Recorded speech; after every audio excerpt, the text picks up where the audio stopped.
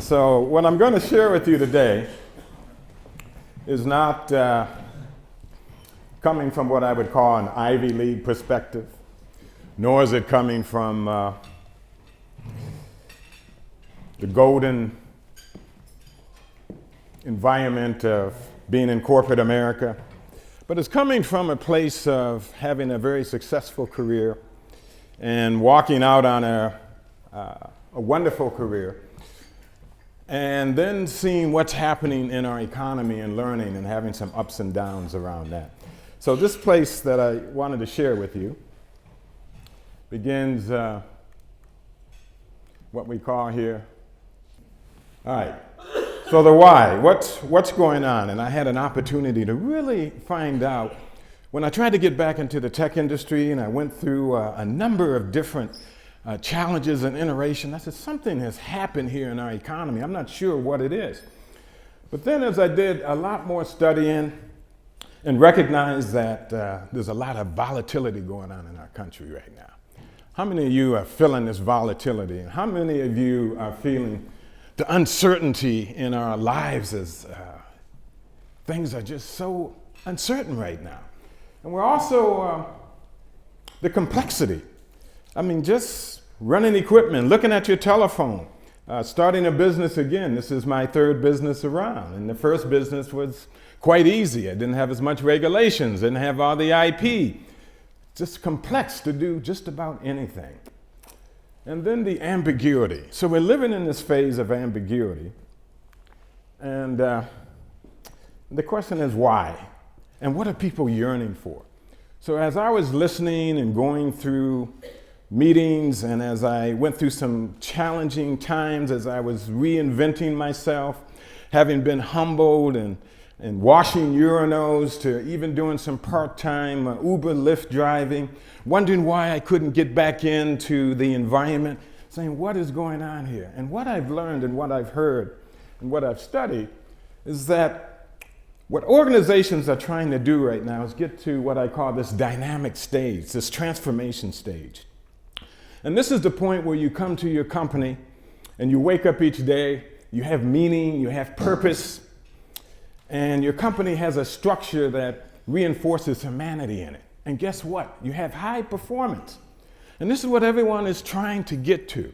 Now, I'm not aware of any companies that have made it to this point yet.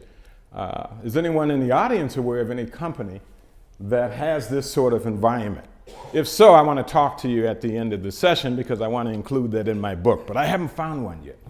But I have found companies that are what I call in the human holistic stage. And these are companies that are doing what I call great works. Companies, you feel it when you walk into them, like a Trader Joe's, right? When you walk in there, there's a certain energy, there's a certain passion that the people have. Google has an environment like that. You may have heard about Gravity Payments, right?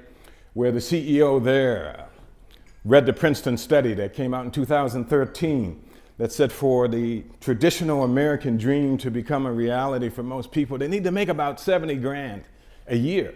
And that is, just to have a mortgage, pay for your kids' education, take a vacation trip, plan for retirement, take 70 grand. So he was so moved by that, what did he do? He took his $1 million salary and paid himself $70,000 and said, I'm going to pay everybody $70,000 in my company. It's a smaller company, and they did it. He got over 40 million hits. He's going to have a book coming out, and so you can check that out. But there are some companies that are doing very good work in what I call the holistic stage. But most companies right now, as they look at the struggle and where they're at, they look at the benefits, and they look at what I call they're in the cognitive state. Well, how do we get everybody to work together? Well, let's look at motivation. If we bring all these people together, we'll have great ideas and things will happen, and we'll be able to really achieve greatness by having all of these diverse and different people. And we call that sort of the cognitive stage. And companies do this because they want to reflect their environment. They also want to have good PR, and they also want to have the innovation piece. And so a lot of mainstream corporations are what I call in the cognitive benefit stage. But when we think about it, how did we get there? We got there through pressure, right? And pressure creates reaction. And the reaction comes from either internal or external. So for example, the construction engineer, if you work for a union shop, and if the people in the union don't feel that they're being paid enough, or they feel that they're being exploited, what do? They strike, right? And you hear about it, so you get that pressure. Or you may get pressure externally out in the marketplace. There may be some disruption. Someone may come out with a new technology, and guess what? You're being forced to change. And what does management normally do when that change is confronted with them? They react. And oftentimes this reaction is out of the pressure, and they'll bring in people from the organization, whether it's a merger or whether they say, oh, we need to have more women, we need to have more minorities. And those are good things, but oftentimes the fundamentals in those organizations aren't dealt with. So what happens when you try to do the right thing? Well, oftentimes those employees will leave, or the people inside your organization feel what? They feel betrayed, they feel threatened. And they think, well, hey, I worked hard, I've done this, why are you bringing all these people in, right? And so you have that reacting stage, and so any inclusive types of activities, they stall. And they create a greater division than what they were trying to do in the first place. How many of you have experienced or seen or had that happen in organizations? Okay. Well, just us tribal. We're hearing a lot about tribalism this day. And tribalism is simply meaning we hang out with people that look like us, that think like us, that act like us. And there's nothing wrong with that. But one of the things that happens with tribalism, right, is when tribalism tries to expand outside of its neighborhood and tries to expand into different markets, different communities, different innovations and different experiences, different countries. And one of the things that I realize here is that as you move to the tribal stage, if you move to the tribal stage with the mentality that, hey, this is what worked when I started this company, this is what it's going to take, and you go in with that, it gets misinterpreted, right? And the misinterpretation that happens is people begin to put these labels on things such as privilege, or you're trying to force, or supremacy, and these types of terms that come up. And they were bothering me, and I'm scratching my head, and I'm thinking, all right, what does all this really mean, and what is really going on underneath there? And one of the things is, and I believe some of it's unconscious and some of it is conscious, but when we do things that have come out of our own experience and we've been successful, it's really human nature to try to replicate that. I tried to do that in my own career, right? I just moved, I was successful, I kept doing those things. Then when I tried to get back into tech and the doors were not opening, I thought, well, what's going on here, right? Well, what happens is you have to, when you're moving into this paradigm, you actually have to do it in what's called an equal sort of way. Meaning that as I move out of my tribalism, then I have to be able to be receptive and be able to listen and have an equilibrium and an equal value exchange of my interactions with any other group or any other division or product that I'm dealing with here. And if you don't have that equal value exchange, then you're going to have the pressure. So we can't revert back to our tribal mentality here. We just can't do it because you always will have pressure. We see that in human nature, and we see that in life itself, right? In the ecological aspects of life. So what is it, Rod, that this is about? What's the what? What's the leadership literacies? And what do I need to do as a leader? Well, first of all, leading through what's called the matrix and the hierarchical structure that most organizations have right now, are going to have to move to an environment where hierarchies come and go. Meaning that there's not any value in if there's not value in hierarchies, the hierarchies are going to go. So that's coming. Secondly, the economies of scale, and that is the bigger the better we get, like when Norwest Bank was here and they got acquired by Wells Fargo, or all these companies that are buying up other companies, that's called economies of scales, right? Well, what's going to happen here in the future, and what the leaders have to be aware of, is a thing called economy of structures. And that's going to replace economies of scales. And what's exciting about that is you don't have to have as much money to do that. Actually, that's the way I've structured my company. Economies of structure, where I bring some of the top talent together and we come together with our structures and we save money and we're able to give value to clients at a lesser amount, which is going to be disruptive to the competition in the marketplace. Leading from the center instead of leading from the edge. And this was a real mind opener for me as an executive. I kind of grew up in the old school way, right? When they hired you, said, okay, here's your territory, here's your team, figure it out. If you need help, call me. And I loved that challenge, and I thrived under that environment. But then as a leader, one of the things that I realized when I got an employee satisfaction survey back, my employees were saying, yeah, well, what we're doing is great, but we really want you involved with us. We want you to be kind of a co-passenger. And this was really kind of a mind shift for me, because I hired you, you should know what you're doing, you're a senior director. But there was that moment where I thought, okay, I can understand, I can change, I can modify. And when that happened, then I realized that leading from the center, you have to lead from the edge now. And what does that mean? That means you have to be on the front lines. So if you're still managing from a position of the center and you're waiting to hear things back from people, there's other organizations and companies out there that are going to be leading on the edge, and guess what? Either you're going to be replaced or your company's going to lose market share. And if you think I'm kidding, look at GE right now.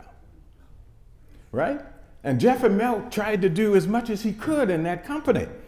And I love what he did by bringing Eric Ries's book in there, right? MVP, minimum viable product, right? The lean startup, you heard of that. He was trying to create an environment in his company, but that was only a tool, right? He was missing some of the key pieces, which I'm going to share with you. And people always lead organizations, and now you're noticing distributed autonomous organizations. Now this came from the work that Bob Johansson's done. Have anyone followed or read any of his material? Well, I encourage you to read his book. The title of this workshop, this speech that I'm giving, comes from his book. It's a fabulous book. He works for the Institute for the Future, and what they do is focus on 10-year increments of businesses and organizations that are taking place. What are the skills that are needed? I'm going to kind of go through this because you told me I only have 20 minutes. But one of the key things is constructive depolarization. What does that mean? In plain English, it means we're in an environment as a leader now where there's a lot of divisiveness. So you have to have the ability and the skills to diffuse this divisiveness. And I mean, it's on both ends of the spectrum. It's in our society, it's in our companies. So the leaders are going to have to be able to bring people together and be able to do that with constructive agreement on both sides. So we have to really sharpen up those skills. Liquid leadership. I was just talking to a leader the other day, and they were concerned about their remote areas. They have 200 different remote areas, and how do I deal with that? Well, the new leadership literacy today is the being present when you're not, and some of the things that you'll need to do. How many of you are using social media right now as a form of communication? All right, so that's one way, right? Social media is a tool. And there's other things that you can do. There are platform companies out there, right, that can manage thousands of people without even having any interaction. So those are the things that we're going to have to develop as leaders as we move forward here. An immersive learning ability. And this is something that causes you to really just be able to bring in all types of different knowledge and abilities, and to be able to connect that information and be able to do it from a first person, and that's really important. Oftentimes when we led from the center, we listen to other people, we listen to other information, we weren't getting it first person. One of the things I like about your organization here is when Rotary goes out to help and to do the great works that you're doing it first person. You're traveling to these places, you get to hear what's going on. I heard a gentleman say he wants to be part of Engineering Without Borders. It's a great organization. When I did some development work over in Africa, you're right on the front lines, and when you see this first person thing, it does something to you, right? If you're human and awake, it does something to you when you're out there. And then the last point here is bioempathy and positive energy. Now, bioempathy is going to probably sound like a little woo-woo here, but bioempathy is really learning from nature.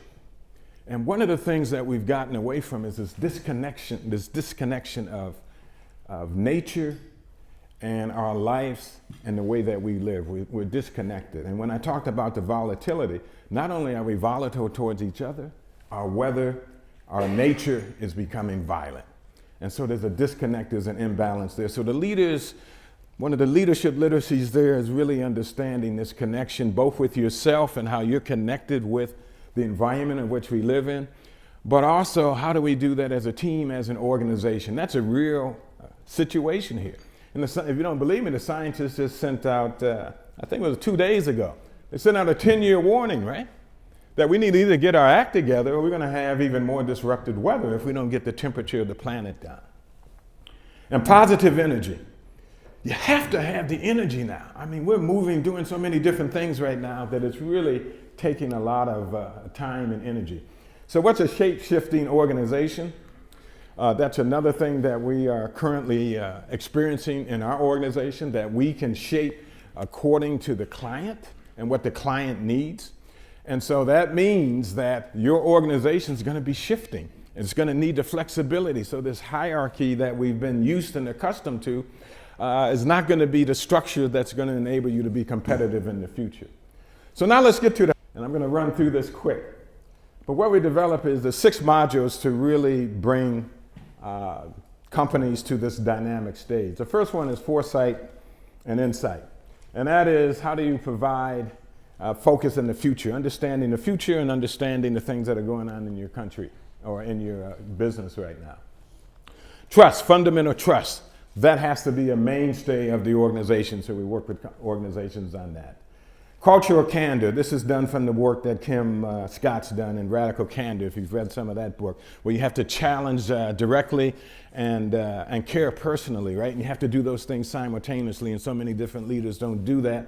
So people don't feel trusted, they don't feel valued, or they feel betrayed when you're confronting them. Overcoming resistance to change. This is work that was been done by Robert Cregan and Lisa Leslow, where the immunity to change. And when you can identify the blind spots of the leaders, of your own leaders, so that they can see what's getting in the way. Why isn't my organization able to get to this dynamic stage?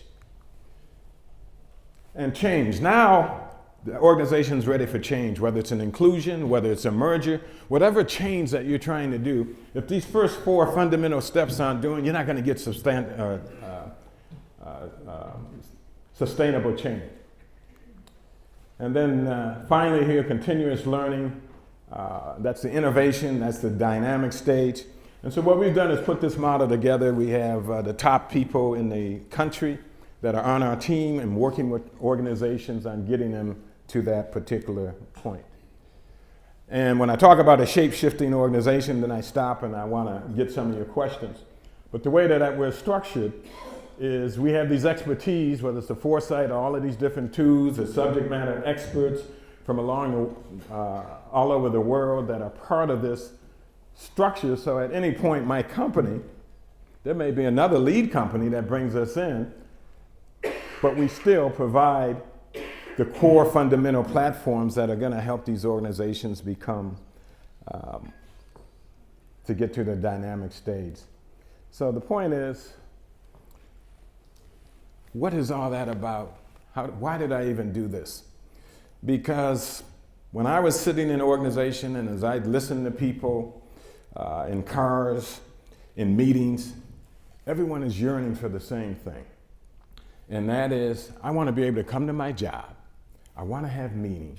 I want to be energetic. I want it to be dynamic. And I want to have agility in my job. Agility. And I want that word to stick.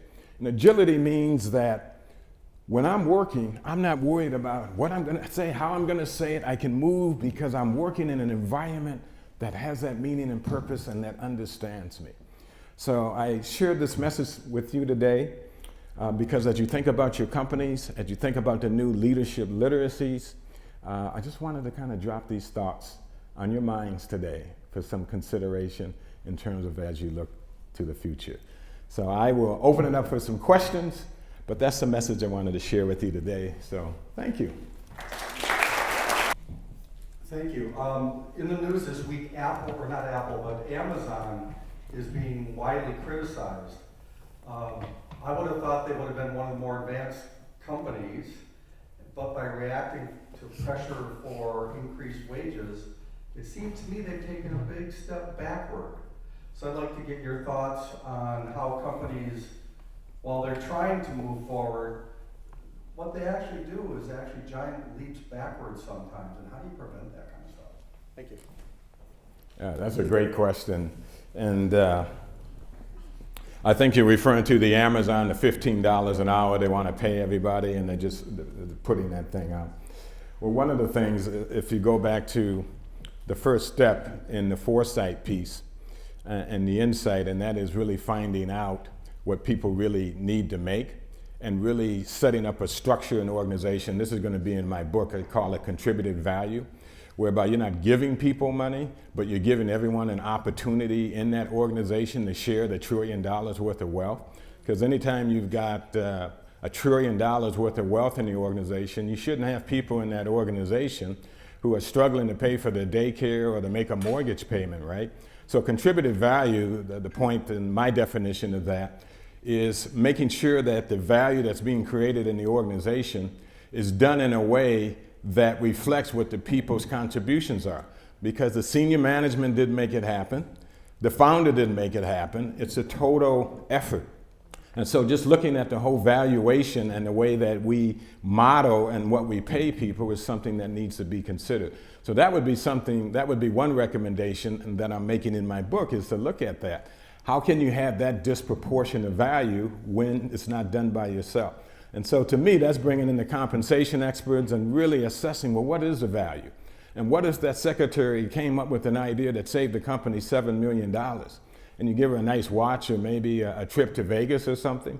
No, that has long-lasting value, but what does that mean? So I think there's a huge opportunity to look at the contributed value and the way that we pay people today rather than reacting to what Amazon has done. And it's a competitive move, by the way, because there's a labor shortage right now. So by making that statement, they're looking to, I believe, to bring other people on. So that would be one area that I think is really needed for all of the companies, is to have that contributed value piece to that. Do you see any evidence of like the advancements in technology interfering with this continuum? Is there any way that creates problems? Technology to me is just a tool.